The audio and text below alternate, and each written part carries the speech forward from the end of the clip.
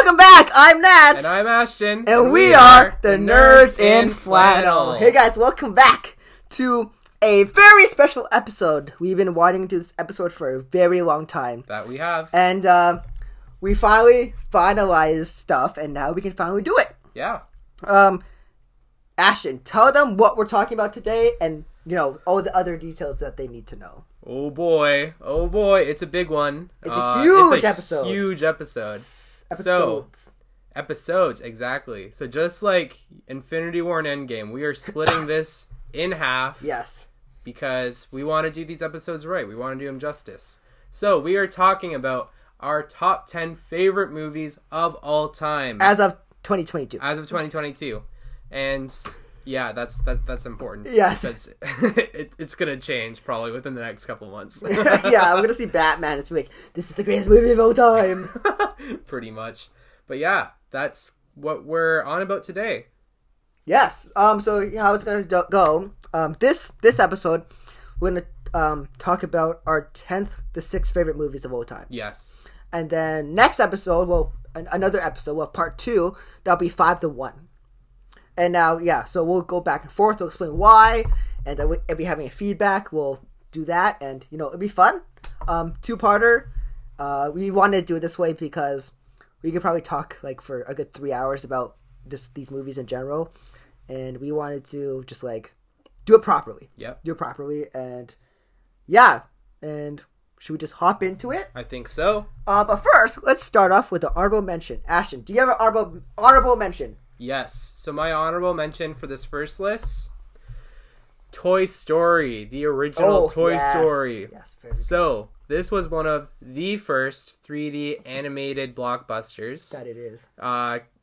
Probably the most innovative, I would say, too. The one that kind of, you know, like, it innovated more than just the movie industry. It also innovated the gaming industry. Yep. And also things like GPS and just basic 3D modeling that we have available to us now was all inspired by, like, just how great of a technical achievement this movie was. And here's the thing. It holds up really well. Yeah. As long as you don't compare it side by side to Toy Story 4. Just don't compare it. Just don't compare it. Just appreciate it for what it is. Yourself a awesome favorite, movie. Man. This is the movie that got me into sci-fi when I was a kid. I was super into Buzz Lightyear. Had all the memorabilia as a kid growing up. I was all in. And this is what really brought me and helped build me up to kind of love all the nerdy stuff I'm into today. So, yeah, that's my honorable mention. Great movie. That's a great movie, Ashton. Very well. Very well done. Bless. My honorable mention is a movie that a lot of people know about, but, like, did not get the praise it deserved at the time. And that is Denis Villeneuve's Arrival.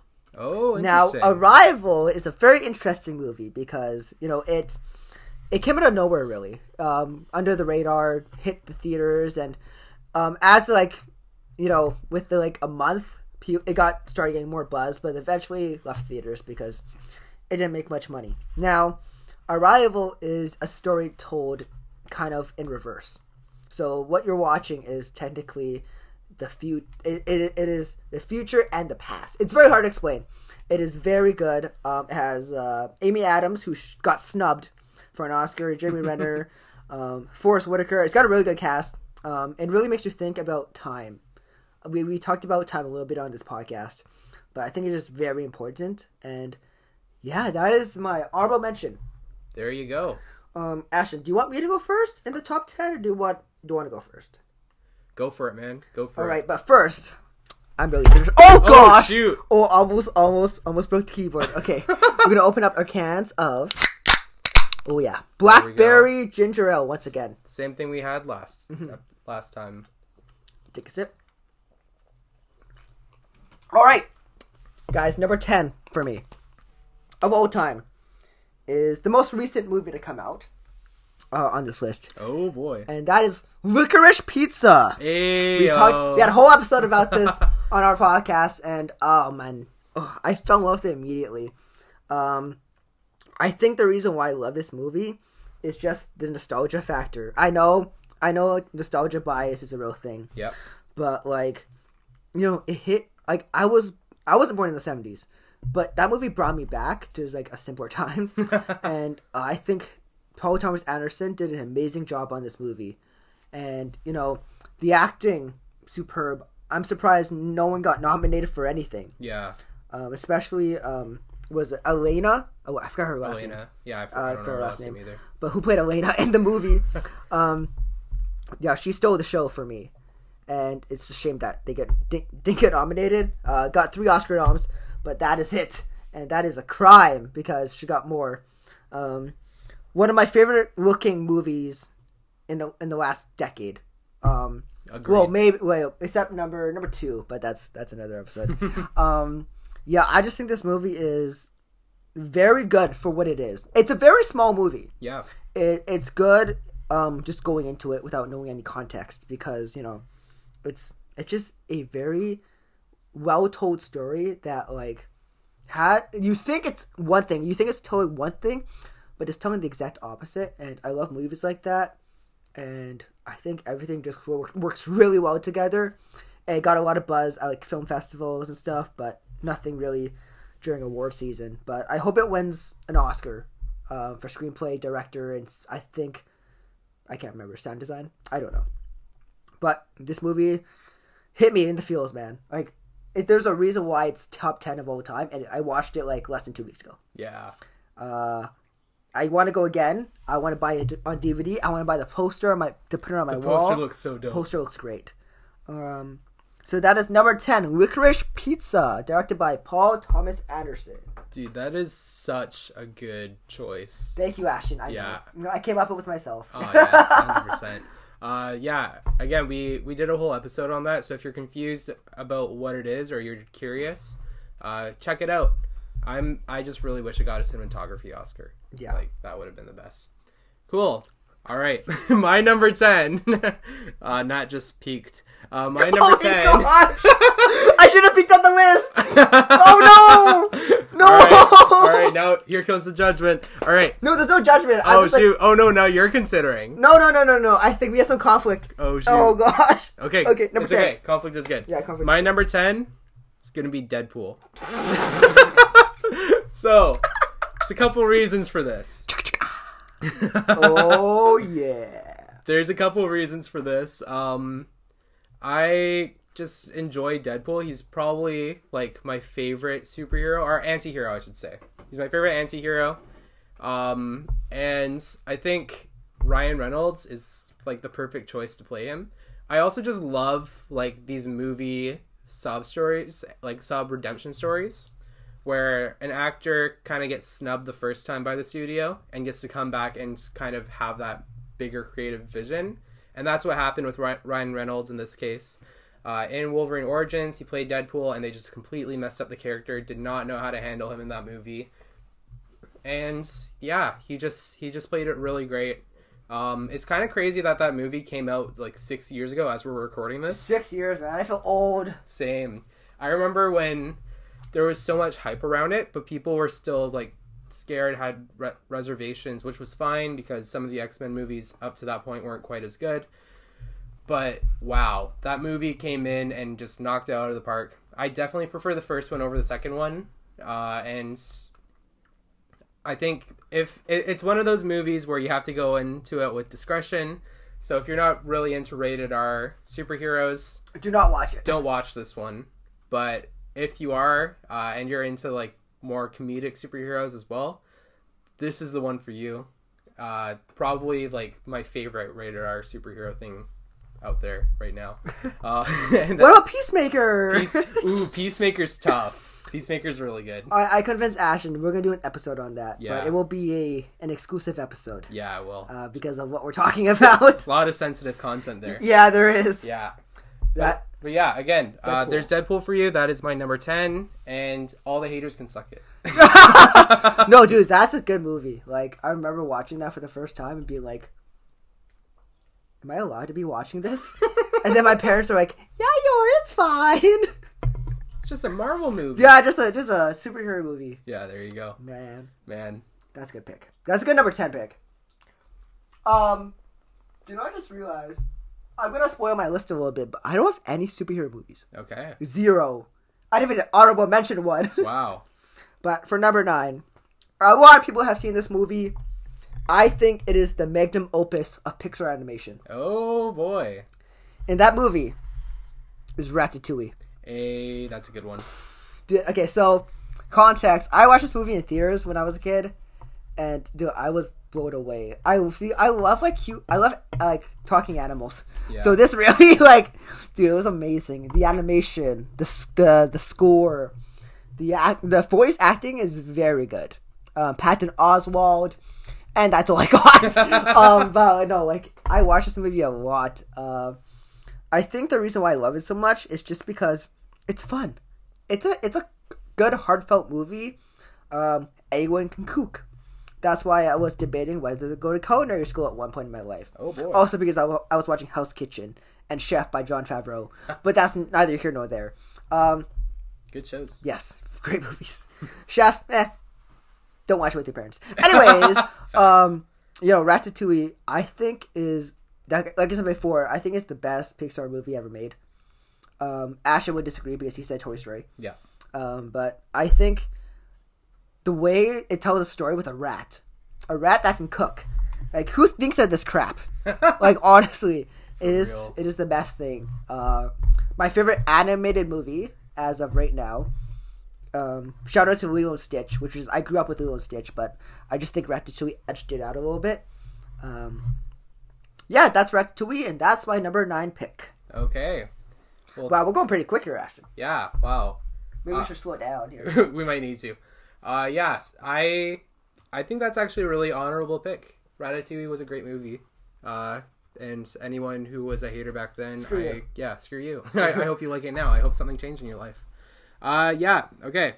My number 9, I literally just changed it. I'm going with Aladdin. The original Aladdin. Okay, original Aladdin. Not the Will Smith one. That one's not a bad movie, but it doesn't hold up to the original. So, fair enough. The reason I picked this one, what year is it? 92? Yeah? Yeah, 92. Man, Robin freaking Williams, dude. Dude. Like... Not even mad. That's a good pick right there. Dude, just him as the genie is the most iconic thing ever. Like, that's... For a lot of people my age, when we think of Robin Williams, that's kind of like one of the first roles we think of. Yeah. That's a really big reason I chose this. R.I.P. Robin Williams. And also, just the whole movie, just the way I like kind of the pacing in the movie. I like sort of the typical sort of like bit of redemption arc that Aladdin gets, and it just takes you for a ride. Also, all the music in this movie, I still sing it today. Like I'll like rotate these throughout my playlist throughout the year. Like, so classic. I'm a big fan of what this movie has done, and I think it also inspired a lot of other princess movies, and I shouldn't say princess movies, but a lot of other like Disney movies in this similar genre that came out. Dude, again, one of my all-time, I think it's probably my all-time favorite Disney animation, not including Pixar. Dude, what? Yeah. I'm just looking. Okay. I'm just looking. He's looking at my list. Look at his list. Yeah, anyway, that's Aladdin. And I'm sure a lot of other 2000 babies out there probably agree that it's a really good movie. Yes. No, like my parents made me watch that movie. It was that, Beauty and the Beast, and what's the other one? Little Mermaid? Little Mermaid. Hey. Yeah. No, those are like Aladdin. I think has one of the best songs in A Whole New World. Also, One Jump Ahead, yeah. Underrated. Like honestly, like that song slaps. I listen to that in the car, which we should do tomorrow morning. We should just blast some music. I agree.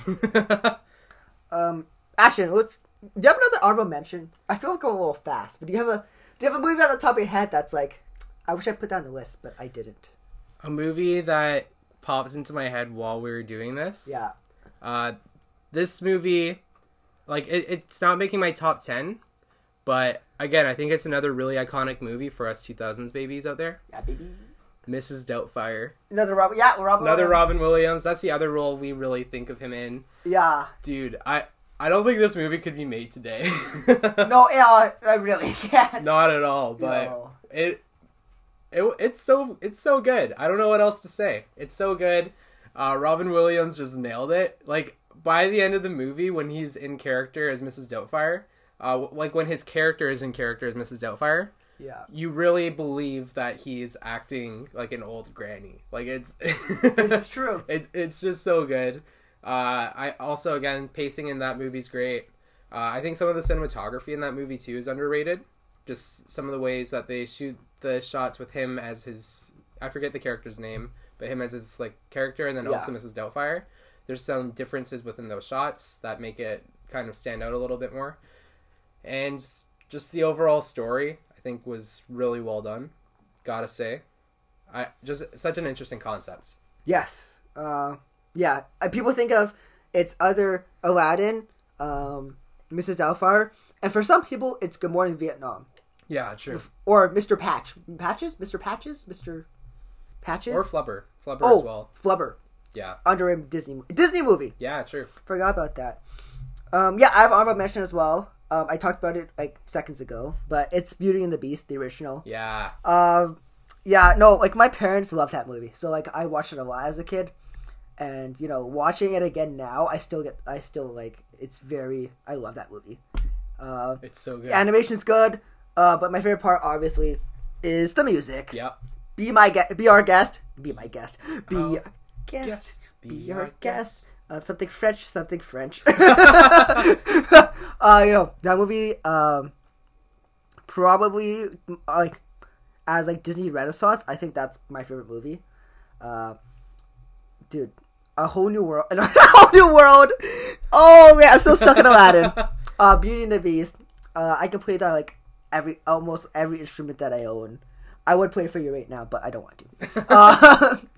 Yeah, that song is kind of perfect to me. I don't have any like gripes or anything to critique about that song. I believe that was written by Alan Menken, because he's written a lot of. Sounds familiar. Yeah, Alan Menken. He's written a lot of like Disney stuff. I could be wrong. I'm Yeah. probably, or maybe it's Hammerstein. I can't remember. But that song is just so good to me. Yeah, no, that. It's such a good movie. It's also one of the few like Disney movies out there that has been turned into like a theater production, like really well On Broadway. on Broadway. Yes. I saw that's one of the first musicals I've ever gone to see as a kid as well. Yeah. Just fantastic. Really, really good job there, Disney. All right. Let's hop back in, Ashton, to Okay. our top 10. I think you were next. I am next. Let me just type in something here. Okay. Okay. My number 8 movie is a little movie. Not a lot of people know this movie. It's Warrior. So Warrior came out in 2009, I believe. 2009? Yes, 2009. 2011. My apologies. Directed by Gavin O'Connor. And now this is a smaller movie, but like this movie, when I saw it, it blew me away because it is a MMA movie, which is mixed martial arts, and it's about brothers, and this movie is just really beautiful because it shows like family drama, and it feels really realistic because you know it's very cliched as well because it's about a family who's going to lose their home because they have to pay for a daughter's medical bills, especially cancer or some type of disease. They never really say, but we can assume it's cancer. And the father has to go fight in a tournament to win money, so they can save the house. But it turns out that his brother also needs money to fight. Also needs money, so he fights in the tournament as well. And it's a crazy movie. Mm-hmm. Have you seen this movie? No, I haven't. Have you heard of this movie? This is the first time hearing about it. Okay, It sounds interesting. dude, it's really good. My favorite part about this movie is the camera work. No, I'm gonna be saying that a lot for this episode.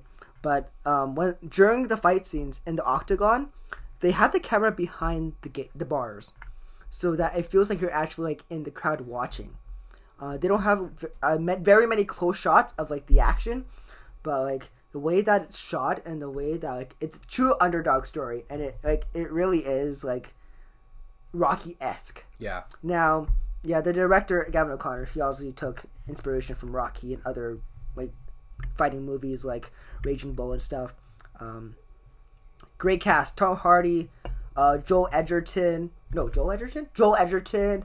Nolte, Jennifer Morrison, who was in Once Upon a Time, Frank Grillo. No, it's a amazing movie that's gotten a lot of praise, that went right under the radar, and it sucks because it deserved better. It really did. So that's my number 8 movie. Okay. Thanks for that. I'll Yes. check that one out. Yes, Ashton, before we get into your 8th favorite movie, why don't we take a break? I think so. We're at the halfway point. Let's take a break and just, think about it. All right, guys, enjoy a word from our sponsors. This episode of Nerds and Flannel is sponsored by Anchor.fm. Anchor.fm is the best place to make and record podcasts. We use it for every single episode. We absolutely love using Anchor. Very convenient. Doesn't cost us a thing. But recently we want to start making premium content for you guys. So that means we would have to put it under a paywall. And in order to watch and listen to those videos, Ashton's going to tell you where to do that. Yeah, so where you want to go if you want to support this podcast is anchor.fm/nerdsandflannel/subscribe. Again, that is anchor.fm/nerdsandflannel/subscribe.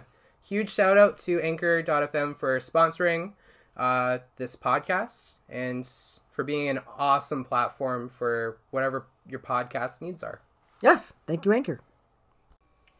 Welcome back to the episode, everyone. We're just gonna hop right into my pick for number 8, Do it. which is, drumroll please. La, la, la, la, la, la, la, Yeah, la. okay, that's probably messing up the mic quite a bit. La, la, la. That's my drum roll. Yes. What a great beat. Wait, I can do a better drum roll. No, you can't. Never mind. I can't.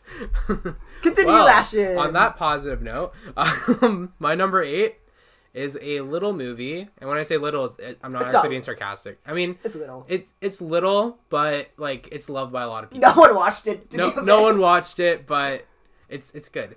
Get Smart. I think it was 2008 with Steve Carell, Anne Hathaway, Dwayne The Rock Johnson. Man, this used to be my top movie of all time. Such a good movie, bro. It's so funny. I just love the humor in this one. There's some movies where you can just go back, kind of like TV shows, like with The Office. You can just put it on when you have nothing really to do and you just enjoy yourself. This is that movie for me. I like the plot. Kind of this spy who wants to be more. He's putting in the effort to be more, and eventually circumstances happen where he has to be more than he is, more than just an office dude. And he just gets to work, and it's just the funniest thing ever. Steve Carell nailed the role in this one, and Anne Hathaway did a fantastic job too. This is she used to be a celebrity crush of mine because of this movie, for sure. Ashton lost. I'm not going to deny it. Oh gosh, I was kidding. I was kidding. Oh my god. I know. Yeah. It's a pretty short movie overall, but it's a great one. And again, I think this is an underrated movie, even just for some of the actors in it. This is a good Dwayne Johnson movie too. I don't think he's a good actor, but that's just me. Yeah. Sorry, sorry, Dwayne. I can understand why, but as far as Dwayne Johnson movies go, this one's pretty good. And it has some pretty iconic scenes. If you didn't know, Get Smart was actually based off of a TV show. Yes. And it has some nice callbacks to the TV show in it as well. Lots of Easter eggs. Yeah. And great movie. That's my number 8 right there. No, dude. So that movie is that movie has a lot of subtle comedy. Yeah. And you gotta understand who's Steve Carell and Anne Hathaway, because their humor is very subtle. And that's the best type of stuff that goes over that goes over other people's head, and you're ah, and you're just dying laughing, and no one else is laughing. And the other people in the room are like, "What?" Yes, yes. Yeah. So we're gonna talk about number 7, but first of all, Ashton wants to say an honorable mention, and then I will as well. So Ashton, honorable mention again. We do 3. Awesome. Yeah, so again, to clarify, these honorable mentions we're putting in, they're not like on our top 10 list, so they're underneath what number 10 is. But again, in no particular order. And they're in no particular order, Yes. but they're just great movies that we really liked that couldn't be the top 10 on our list, but we still love them, and we're going to mention them because it's our podcast and we can do this. We can do whatever we want, Mom. So, this movie that I have for my honorable mention is Tropic Thunder. Dude, another comedy movie. Oh my god! Can we have to type that into my computer? Yeah, this one has a pretty good cast as well. So it has Ben Stiller, Robert Downey Jr. in the role that we don't mention, Jack Black, Tom Cruise is in this one. Tom Cruise is in this movie. Yeah, there's just a lot. There's just a lot of really great actors in this. It's you look at this and you're like, yeah, that's a Ben Stiller movie. But I would say it's one of his peak ones, in my opinion. No, it is. Also, it's a movie that you cannot make anymore. Yeah, you cannot make this movie anymore. No, you cannot. No, you cannot make this movie. This probably came out at the very end of when you can make these movies. Oh my gosh, that movie is so not PC anymore. It's not PC. If you get triggered by that, don't watch this movie. Yeah. But if you're like me, and I've actually only seen this movie about 2 or 3 times, but it's memorable enough to me that I think it deserves a mention in my head. Fair enough. Yeah. I just, again, a lot of the comedy that just like the stuff that holds up well today, and the stuff that doesn't, it does not hold up. It does not hold up. So just keep that in mind. But yeah, again, kind of like makes fun of war movies in a way. Yeah, a lot of that stuff is a lot done. of the old Vietnam movies. Yeah, that's kind of like the main reason why I like this, because I kind of agree with some, or that I kind of agree with it, where like some Vietnam movies can get a little crazy at times. Yes, glamorized stuff. Glamorized, yeah. And this movie just does a good job of breaking that a bit. Wow, that was like a whole movie. That was like a whole like pick, Ashton. Yeah, I know, almost. I felt like it needed extra attention because of how crazy it is. Yeah, that's true. We gotta put a disclaimer on it. Yeah, 100%. Yeah. My another honorable mention for me, probably the last one of this episode, should be the last one of this episode, is Baby Driver. Okay. Directed by Edgar Wright. This movie is my favorite Edgar Wright movie, but I do not think it's the best one. Okay. The best Edgar Wright movie is Hot Fuzz. Not an unpopular opinion. People like love that movie. But Baby Driver. I'm really into cars. For those who don't know me, I'm really into cars. I love F1. I love sports cars. And like the soundtrack to this movie is probably what is the most important thing, because this man pretty much made a 2-hour music video, and it's so good. The acting and Edgar Wright movies are all about details. Yeah. And the details and the subtleties in the acting, the background stuff. There's lots of Easter eggs. Like you can pretty much figure out the entire movie within the first 15 minutes, and it is so good. Ansel Elgort, Kevin Spacey, John Hamm. What's her name? Something. Yeah, I don't remember her name, but whatever. And Jamie Foxx. Yeah, it's a really good movie, and you should watch it. It's on Netflix, guys. Dope. Yeah. All right, number 7 for me is a movie we talked about on this podcast. It was actually our second episode on this podcast, and that is Tick, Tick, Boom. Oh boy! Now, I think that was our third, actually. Was that third episode? Well, if we include the intro. We include the intro. Yeah. But second numbered episode. Yeah. Yes. No, this movie, dude. I'm into musicals, and I've seen this movie 27 times, at least. This is my study movie. I put this on while I'm studying. Put this on when I'm just chilling on the couch. And people in dorms are sick of this movie because I watch it everywhere. But I don't care, and I make them listen to the soundtrack in the car. But this was probably my favorite movie of 2021. We should have done a listen to that, but whatever.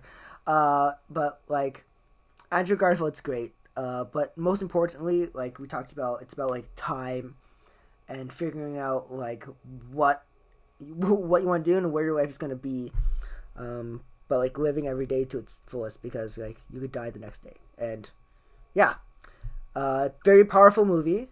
Music is Yes, 100%. We've got, like we said before, it's a movie about Jonathan Larson, who wrote Rent and other musicals.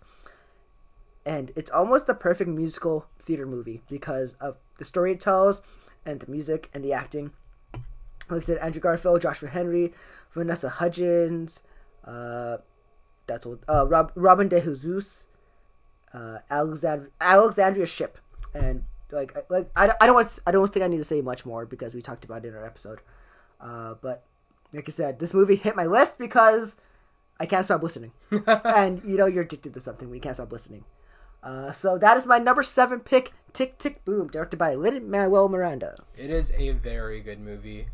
Yeah, highly recommend you see it. And listen to our podcast episode about it because I think we did a really good job with that one. Yeah, just to pat ourselves on the back. No big deal. No big deal whatsoever. Great movie. I still listen to those songs too. I have so many of them on my playlist. Yeah.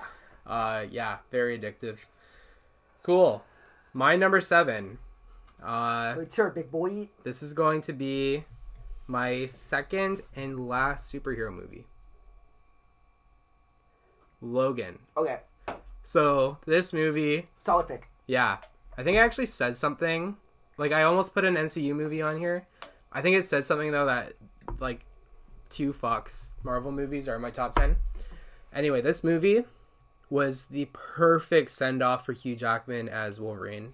Did you cry? Did you see it in the theaters? No, I didn't. Oh. I went with my dad and one of my friends. This is right before the hours before our mission trip. And I was crying. Dude. I cried in the theater. And when we met at the airport, like 5 hours later, we were like, bro. And I'm like, I know, bro. It's so sad. Honestly. Sorry, continue. Sorry. No, it's good. It's good. Interject anytime. I still have that ticket stub, by the way. I'm not surprised. He has a huge stack of them on his wall. Don't know what you're talking about. Yeah. So this movie, I didn't really grow up watching a lot of like X-Men movies in general. I kind of watched all those when I was in high school. And this one came out just near the end of me being in high school. I remember seeing the trailer with a ton of friends at school, and we were just fanboying out, having Johnny Cash's Hurt play in that trailer. I hurt myself today. Dude, such an iconic song. And it that was great. That was good harmony. It was. Dang, we should record it. No, absolutely not. I will not ruin his legacy like that. Fair enough. Yeah, and I know he didn't write that song originally. I know, but we know. we know. We're nerdy enough to know that. But again, that song, great, really fit the theme of the trailer, and just the send off it gives. Like, the whole thing is emotional. There's like tiny little bits of comedy where appropriate. And if they didn't have those bits, I don't know if you could make it through the movie in one sitting. No. It's such a deep movie. It deals with a lot of different themes in a way. And just how it comes full circle at the end with everything Hugh Jackman did as Wolverine. Man, it gives me chills talking about it. One of the best all-time Marvel movies, I think, too. I think for me, Marvel-wise... Not like including like all the Fox including stuff all of them in MCU. I think it's top 3 for me. Yeah, same. Maybe even my favorite. Yeah, and that's saying a lot. It's my favorite right now. Because Infinity War slaps. Yeah, true. Yeah, No, that's a really good pick. And this one, I guess we should have prefaced there's spoilers for all these movies we're talking about. Yeah, we'll put that in the description. But yeah, just also. When Wolverine dies at the end, like, you feel it because Hugh is not coming back. So this is what it feels like. Oh, shoot! Papa? And then she, like, puts the cross down and makes an X. Dude. Oh, my God. That's the part that I was crying at. I'm not crying. You're crying. I'm a man. I don't cry. I didn't cry during Sing 2. Is this toxic masculinity? Whoa! Yeah. No, we're both very emotional dudes. Dude, like, man, I cried during Big Hero 6. Okay, I'm weak. Oh man, yeah. But this movie, again, so great. I actually watched this one in the dark on my laptop in my room. So it wasn't because I was depressed or anything. I was just like, Just might as well. that's just all I had to really watch this movie, and I couldn't just watch it in the living room because, you know, I have The first younger 5 siblings. minutes. Yeah, pretty much. But yeah, it was, again, like, it still holds up really well today. Hugh Jackman even took a pay cut for that movie to make it rated R. What a legend. Like, that's saying a lot about someone who really wanted his last movie done right. Yeah. Great movie. That's my pick for number 7. Boom. Dude, no, like, I have nothing bad to say about that pick. Yeah. Yeah, like, I remember opening day, did crazy. Like, I couldn't believe they actually made a movie like that. I know, same. And the fact, even just everything they did with the cinematography, too. Yeah. And the color palette that they used to make it 27 feel more like a Western. Dude, the movie came out almost 4 years ago. Yeah. Dude. That's crazy, actually. You know, I had to go... 5 years. 5 years? I It's thought it was... 2022. Or Oh, yeah. Yeah, it is. Dude, I don't even know what year it is. Holy... Yeah. Yeah, like, dude, it was real R, so I can't even go without my dad. My dad wanted to see it anyway, so... Yeah. Yeah, thanks, Dad. Love you. You know what, Ashton? We're about to hit our 6th pick, and it gets me thinking. Like, is there another movie that didn't make your top 10? There is, but I'll let you go first while I figure out which one I have to figure it out. I wanted you to go first. Oh. Actually, no. Do you know what? I think I have a movie. Okay. I don't have any superhero movies on my list. So this honorable mention will be a superhero movie. Okay. And it's Spider-Man: No Way Home. Oh boy. Like we said, we talked about this movie. That was our first episode, official episode. I'm not gonna say much because I want you guys to go watch the podcast episode. Yep. But holy crap, Tomothy and Andrewith and Tobias. Yes. Dude, like, oh, I lost it. My theater was so boring. I lost, dude. I lost. My theater. I went the Thursday, so like the day before it actually comes out, and my theater was so lame. No one cheered or anything. Just me and my buddies. Yeah, I'm not gonna say much. You guys know. I think it's like top 6 gross old time movies, so I don't need to say much about this movie. Yeah. Yeah, man. It's a fantastic movie. Again, we did a whole podcast episode on it. Definitely worth checking out. Surprise, surprise. My theater, on the other hand, like, I saw this like a week and a half after it came out, and my theater was like still hype.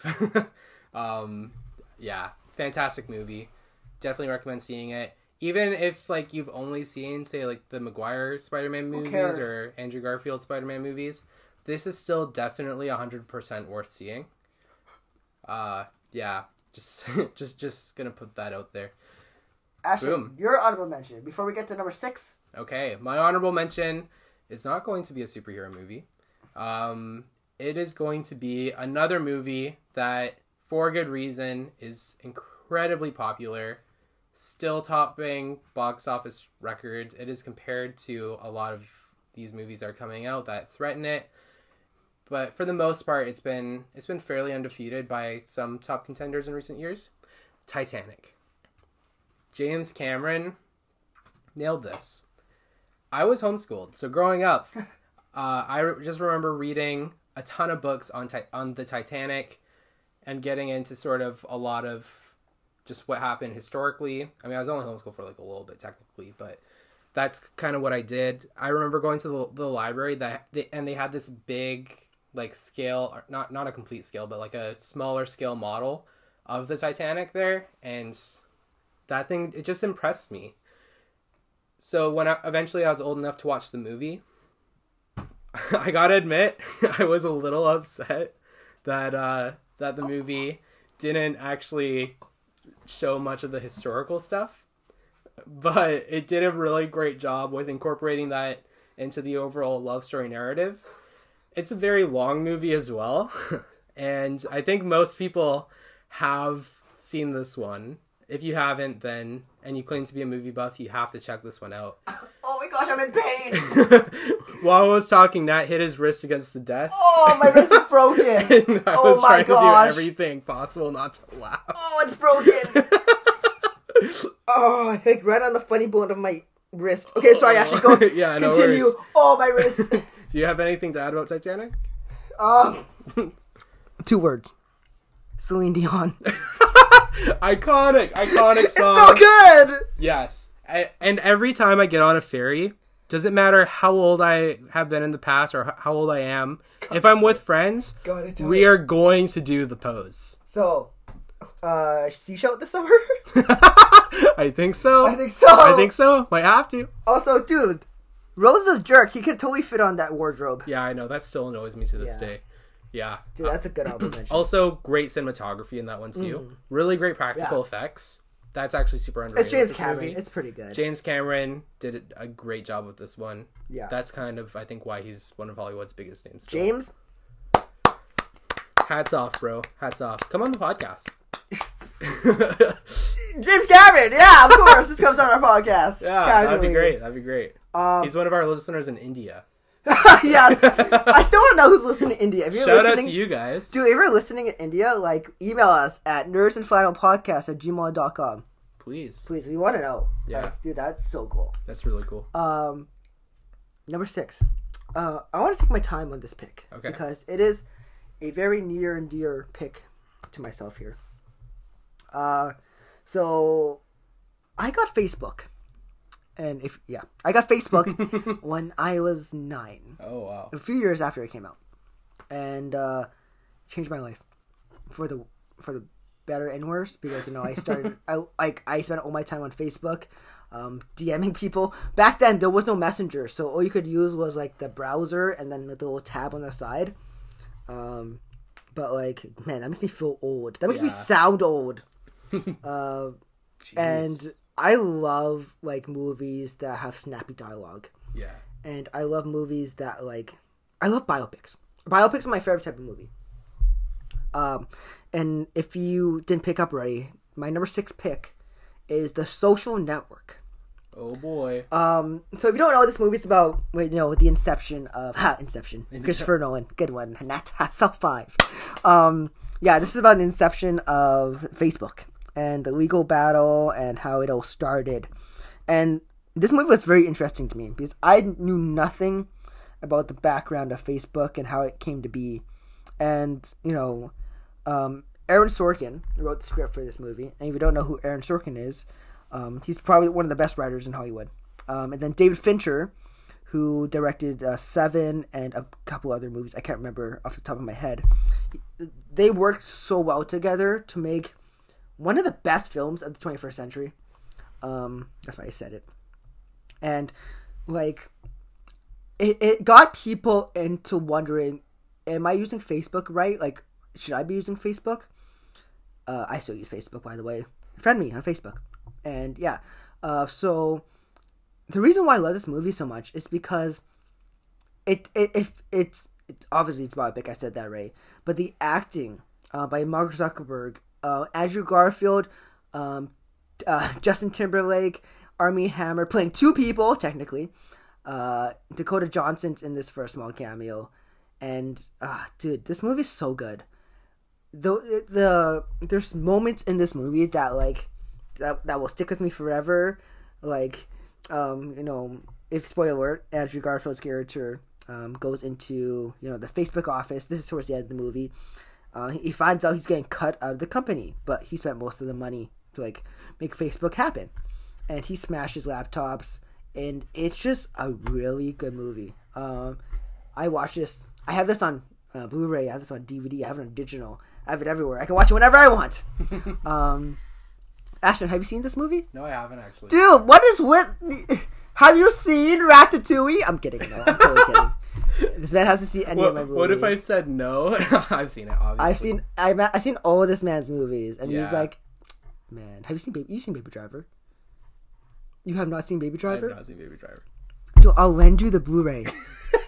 It's on Netflix though, right? Oh yeah, it's on Netflix. I'll watch it on Netflix. Have you seen Arrival? Oh my gosh. You probably haven't seen half my list here. I don't know. Oh my, yeah, I know you have not seen half my list. I guarantee you have not seen that movie. Anyways, back to The Social Network. The score, I think the score is one of the best parts about this movie. It's just mostly pianos, I don't do it justice. My voice doesn't do it justice because I don't have perfect pitch.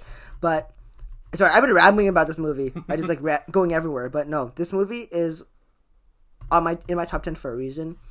It's in a lot of people's top tens. It didn't get a lot of buzz during Oscar season, but it got awards. Like I think it got like Golden Globes. I can't remember, but great movie. If you have not seen it, watch it. Yeah, Ashton, why don't you tell us your number 6?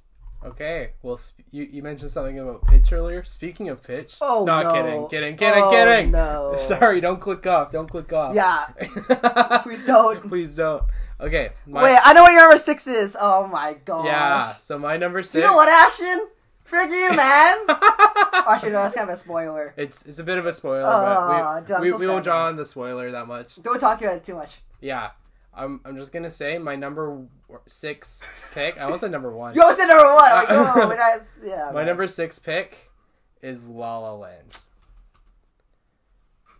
And I think I'm just gonna go into an honorable mention so that we can talk about this movie later. Yeah, but now we're spoiling it. Oh, Well, man. they don't know where it is on yours. Yeah, that's true. This is the only overlap we have. This is the only overlap. There's no overlap afterwards. Yeah. But yeah, great movie. That's why it's on the list. We'll talk about it later. Man, that was so quick. Yeah. Okay, talk about it a So little quick. bit. Well, okay. Yeah. So We can talk about it. I'm kidding. You go ahead. You go ahead.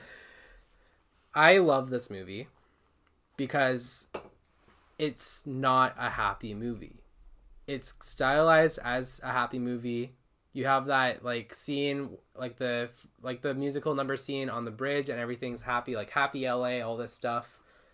But the movie takes you on an emotional journey, and it's realistic, where sometimes you don't end up with the person you think you're going to be with. This is correct. And that's okay. This is something that really does need to be normalized a little bit more in Hollywood, I think. And also just the music, the way this movie was shot, so much about it. It did so much right. That's why it's on the list. Also the poster, the color palette that they used, the way that they shot some of those scenes and some of just even the smaller practical effects and details that they used in the scenes. Like the planetarium scene. That one is amazing. Just the way that one was done. Good job to the creators of that. Who created it? Damien Chazelle. Yes. Who also directed Whiplash. Another great movie. Props to you, man. Props to you. He's coming out with another movie too, and I'm excited. Oh. He also did The First Man. First Man? Is it The First Man or First Man? I can't remember. Don't ask me. Yeah. But yeah. Yeah, dang. I want to talk about that movie a little bit more next episode. Next episode, yeah. Yeah. Now I can go a lot more in depth with it. I can. Yeah. Yeah. Ashton, we have a little bit more time. Yeah. Now, hear me out. I have an idea. How about we just go to number 5? Go to number 5? How about we just go to number 5? I feel like I feel like you have a lot to say about your top 4, and I have a lot to say about my top 4. And that's going to take a while. So That's fair. How about we just go to number 5, and we just cut it off there? Okay. Fair enough. Rock, paper, scissors goes first. Okay. Ching, ching. Wait, Wait, we did it wrong. are we doing shoot or no shoot? Rock, paper, scissors, shoot. Okay. Rock, paper, scissors, shoot. Okay, 2 out of 3. Rock, paper, scissors, shoot. Oh, dang it. Rock, paper, scissors, shoot. All right. Okay. You go first. Oh, wait, I have to... Okay. No, I'll go first. My number 5 pick is my favorite sci-fi... No, I'm kidding. No, it's not my favorite sci-fi movie of all time. It is my favorite Christopher Nolan movie. Oh, boy. And number 5 for me is Interstellar. Now, this movie has been studied a lot in film classes and like analyzed a lot because, let's face it, it's a Christopher Nolan movie. His movies are not easy to understand. Man, Tenet was a trip. Have you seen Tenet? It's been on my list for a while. Dude, it's on Crave. It's on Crave, but I feel like I'm just never in that space where I can watch a Christopher Nolan movie and appreciate it whenever I have time to watch a movie. Yeah, plus you need to watch it on a big TV. Yeah, that's the other thing too. Christopher Nolan movies, for those who don't know, it's always a good movie. There's no bad Christopher Nolan movie. He directed Dark Knight, another movie that I won't mention. Wait, do you have... Oh, no, that movie's higher, isn't it? Oh, do you know what? Yeah, you can talk about that movie. Dark Knight, Prestige, and, Tenet, obviously. Watch Tenet, great movie. Very hard to understand, but, you You'll get the hang of it. You guys are smart people. I believe you. Interstellar. Interstellar is about interstellar travel, which is going into, like, you know, going to space and finding a planet so that we can live on it because Earth is dying. And let's face it, it's kind of a true story. Anyways, so this movie has Matthew McConaughey, Anne Hathaway, what's his name? Wesley Benz? I can't remember his name. Michael Caine. Michael Caine? Michael Caine. Where's the cocaine, dude? Michael Caine. Bryce Dallas Howard. Right? She's in that. No, she's in it. I forgot she's in No, she's in it. She's in it. I think you're right. I just forgot. Casey Affleck, Timothy Chalamet's in this movie. Oh, he is? It's been a while since I've seen this. He was the young son. Is it Bryce Dallas Howard? No, Jessica Chastain? I think it's Jessica Chastain. I don't think... No, it's Jessica Chastain. My bad. 2014. Yeah, that came out 2014. Wow. It's a fairly old movie. Yeah, Jessica Chastain. Okay. Yeah, no, this movie... It really got me thinking. So this movie came out 2014? Yeah. This is about the time when I really, like, started watching movies intentionally and, like, studying them. And this movie made me think because there's... At the end of the movie, there's this big reveal. And to understand it, you have to really watch for all the details. Yeah. And this movie is not just about space and travel, but it's about time and love. Actually, you've seen this movie, right? I have, yeah. Yeah. My girlfriend Chanel, her film class studying this movie, and when she told me, I was freaking out because obviously top 5. Time to transfer to Trinity, guys. I say that film class. No. The way Christopher Nolan directs his movies they're usually very big movies. Like, there's nothing small scale about it. Like, that's why his movies are kind of like event movies. He's kind of like an event director where when he puts out a movie, you have to go see it. It's like Quentin Tarantino, Martin Scorsese. Yeah, no, Interstellar, top 5 movie of all time. Probably will be there for a while. I don't see anything really taking it off its throne anytime soon. Yeah, no, this movie just looks great. The cinematography in this movie is probably some of the best I've seen in a long time. I know I said that about Licorice Pizza, but it's so good. Acting is great. But one thing I really want to talk about is the score. Yes. Now, I don't talk about... we talk about scores a lot on this podcast, but Hans Zimmer, who composed a lot of other movies, Dark Knight, and other things, he really killed it with the score. He used an organ for the soundtrack, for the score, because he said it like represents space, because space is very airy, and the organ's very airy because it uses air, right?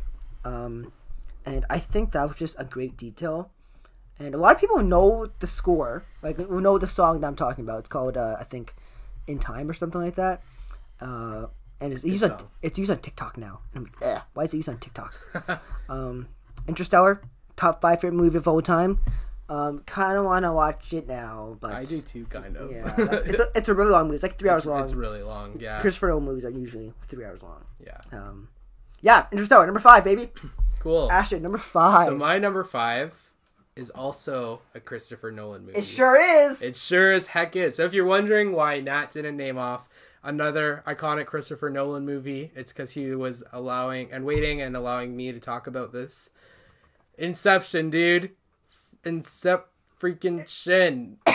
That's one way to put it. That's one way to put it.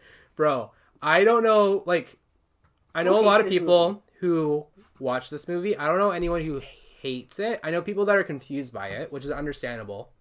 Christopher Nolan is working on a whole different dimension with how he does movies like this.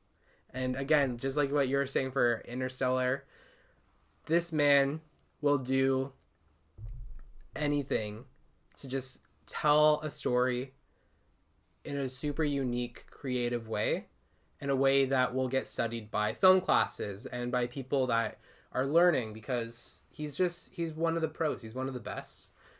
This movie is no Inception. Or sorry, no Inception. Yeah. One. That was slap my knee. Oh, slap my knee too hard. Oh man. I'm weak. Oh Or am I boy. strong? Okay, sorry, Ashton. Go ahead. I think you're just weak. Oh my gosh. Nah, you're strong. You gym out, bro. Yeah. Let me take my shirt off. Wait. Wait a minute. Never mind. Not while we're live on the podcast, Yeah. dude. Okay, they're not gonna see. I don't even know how to respond. Anyways. Yeah. So the reason I like this movie is similar to why Nat liked Interstellar so much. This one really started getting me to think.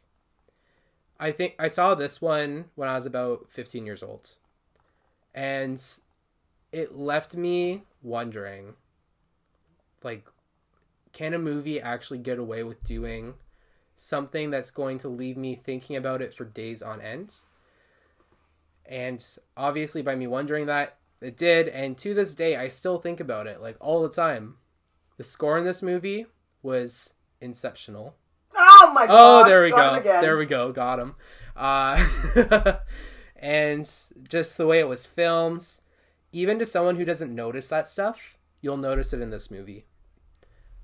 The cliffhanger in this movie, the way that it doesn't end with a yes or no sort of ending, it just leaves you wondering. And so many people have made conspiracies over what's going on in that ending with the top. You should explain it. You should explain it. No, I'm serious. You should explain it. Okay. We can talk about it. Okay. So the reason it's called Inception is because it deals with sort of this dream world idea. Yes. Going And into other people's dreams. Going into other people's dreams. And nearing, so that's kind of the main point of this movie is that's the main plot point, is going into other people's dreams, going into just like, and being able to like fight and stuff in those dreams. That's a pretty cool thing. Yeah. And yeah, so in sort of like the climax of the movie, you get a ton of like different like dream hopping where there's a lot of different dreams that people are going into within those dreams. That's kind of how even just like saying the word Inception has been coined, because when it's almost incomprehensible to think about something, that's sort of this movie. Like, that's just such a weird, not even weird, that's just such a profound sort of idea. Dreaming within a dream. Within a dream, within a dream, within a dream.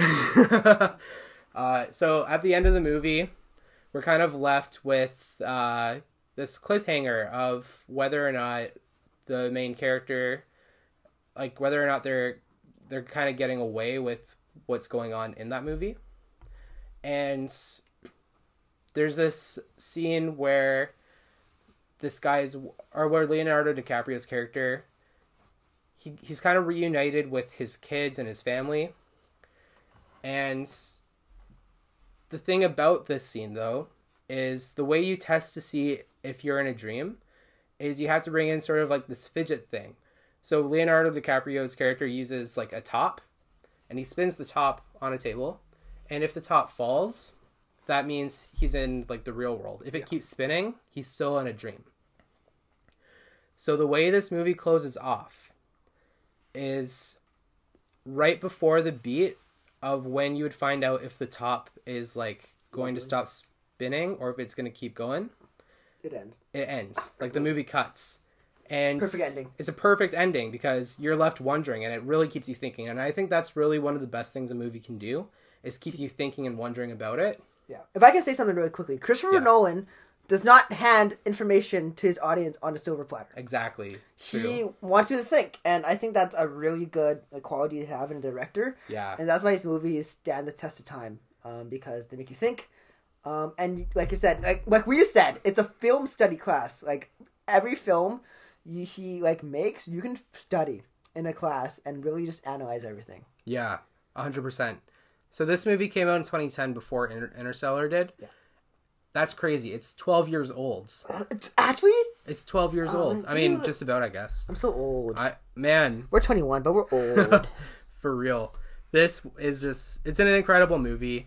So Leonardo DiCaprio, Joseph Gordon-Levitt, Cillian Murphy, Tom Hardy, Elliot Page. Yeah, terrific movie. And also Ken Watanabe. Yep, Ken Watanabe. Yeah, boy, love Ken Watanabe. Yeah.